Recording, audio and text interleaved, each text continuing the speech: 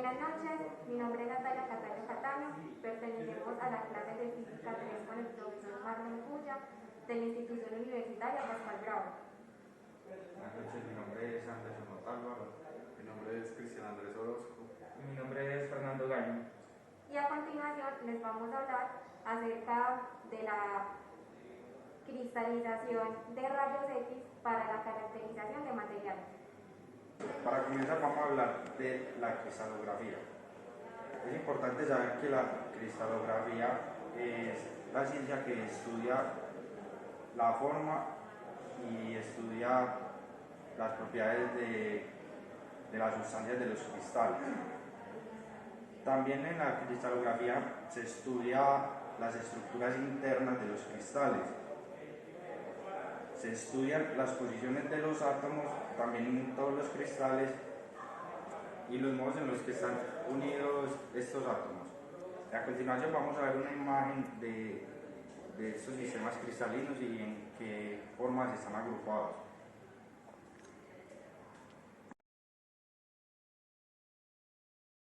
Observar en la imagen, ahí vemos los tipos de sistemas cristalinos que hay. Y pues vemos las agrupaciones atómicas que se conocen como las moléculas. Y ahora les voy a hablar sobre los rayos X. Los rayos X son un tipo de radiación electromagnética con longitudes de onda entre 10 y 10 a la menos 2 nanómetros o energías entre 0,1 y 100 electronvoltios. Para los experimentos de difracción cristalina se suelen usar rayos X de energía relativamente alta correspondiente a longitudes de onda de 0,1. Los rayos X se describen matemáticamente como una onda sinusoidal, propagándose a través del espacio.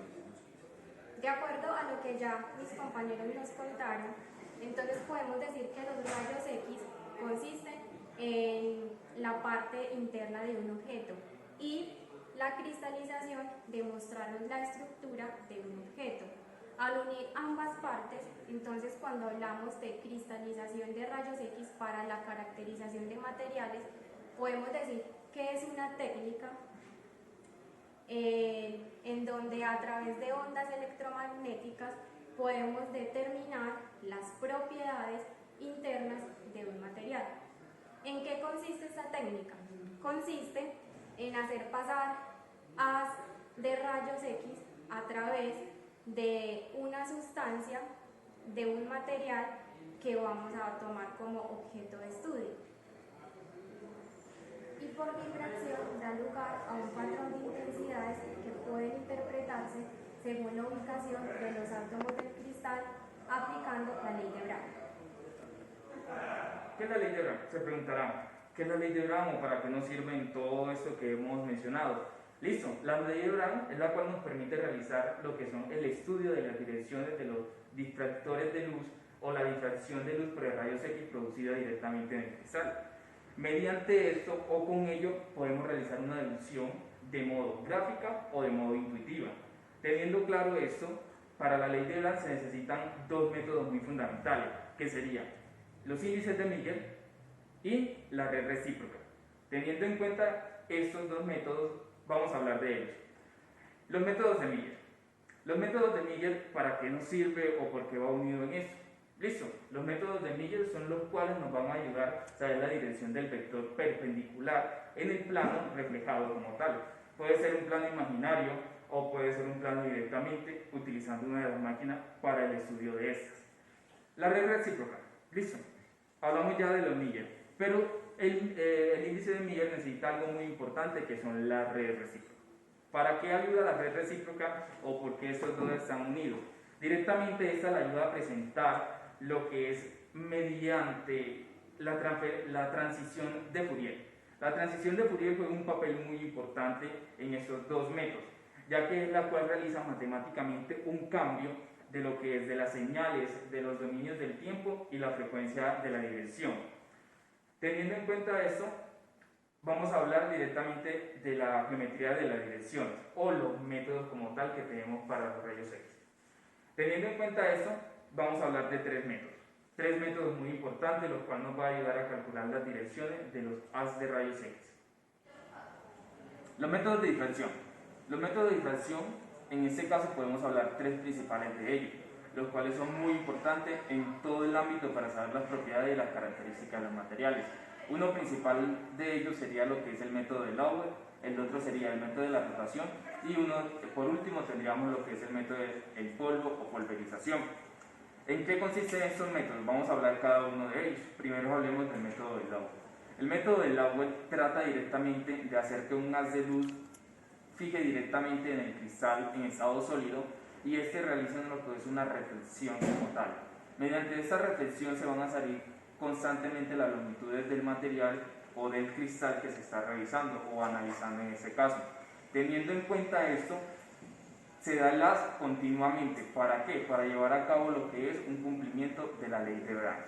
Teniendo en cuenta ese cumplimiento de la ley de Bragg, podemos continuar y hacer cumplir el método de Lowell. Por consiguiente, les mostraré una breve imagen de cómo sería el espectro o la imagen después de realizar este proceso.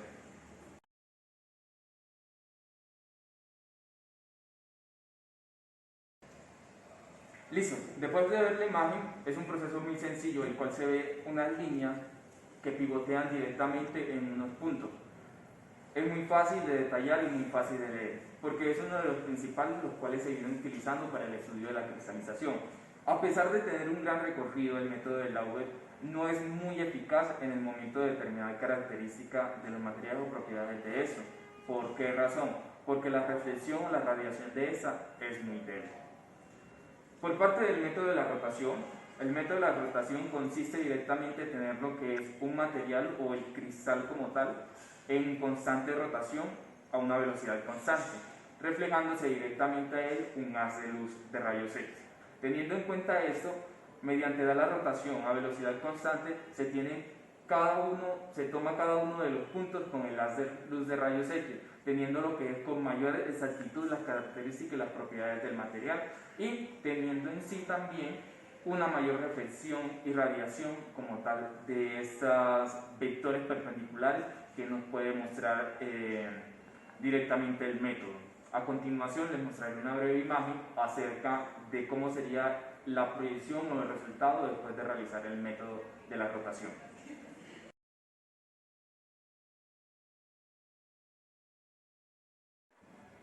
Listo, después de ver la imagen del método de la rotación, podemos visualizar que es en forma de círculos los cuales se vienen obteniendo los resultados.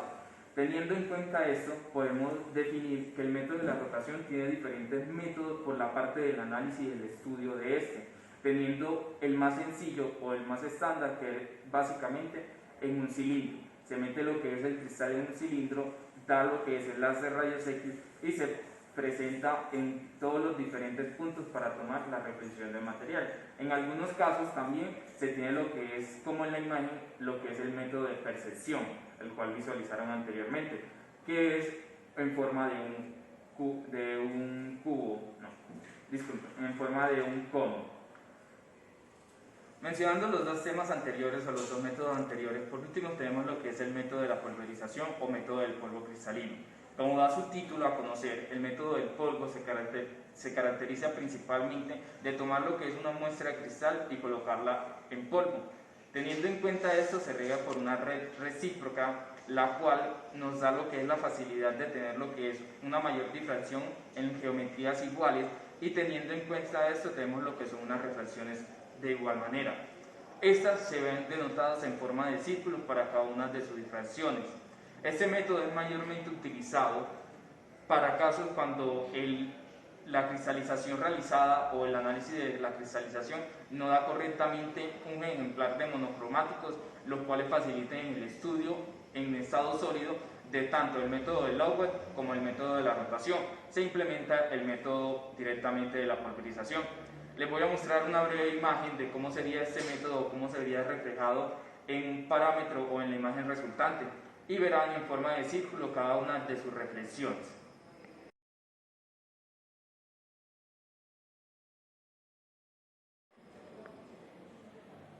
Listo, teniendo en cuenta la imagen anterior vista, vemos reflejado lo que son los círculos directamente en la fotografía o en el resultado del método de la pulverización y podemos analizar lo que es ahí las características, las propiedades de los materiales, teniendo en cuenta que cada una de esas reflexiones o de esa difracción tiene por igual consecuencia de radiación. Este método es uno de los segundos más utilizados, como lo mencioné anteriormente, porque da una buena radiación y reflexión como tal en tanto los materiales, ya que las geometrías son directamente iguales en toda la polimetrización que se realiza de la red recíproca. En este caso, ya mencionado los tres campos o los tres métodos, todos estos métodos vienen utilizados y ligados con la ley de Brown. Cada uno debe cumplir los requisitos de esta ley para poder realizarse, en la cual y tener los resultados directos de las características y las propiedades de los materiales. Ya teniendo en cuenta esto, podemos ya directamente ir a una tabla periódica, revisar lo que son los campos y tomar las propiedades y las características de los materiales. Muchísimas gracias.